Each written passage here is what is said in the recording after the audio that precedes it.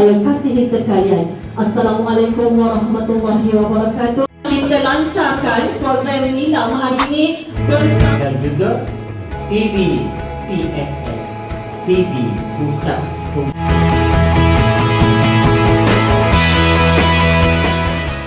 Terima kasih. Saya serahkan kembali kepada pengacara.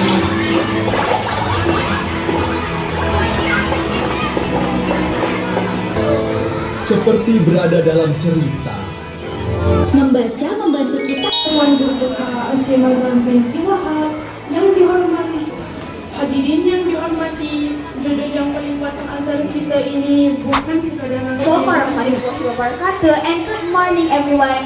My name is Malika Raisha binti Muhammad Hasro from 6. It's about belonging. Mati has to learn how to be a real boy. How to go to school. Untuk bulan Februari, dipersilakan Adik Sumaya Sapita.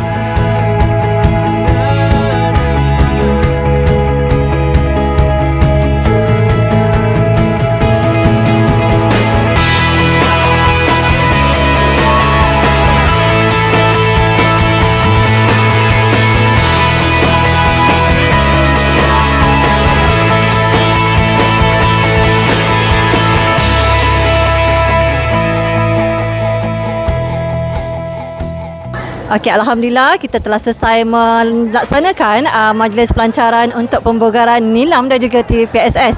Okey, selepas ini cikgu harap murid-murid Petra khususnya anak-anak kesayangan cikgu akan aktif menggunakan Nilam semaksimal yang mungkin, merekodkan bahan bacaan dalam buku rekod Nilam dan juga key in dalam sistem AIS untuk mendapatkan penerapan bintang Nilam.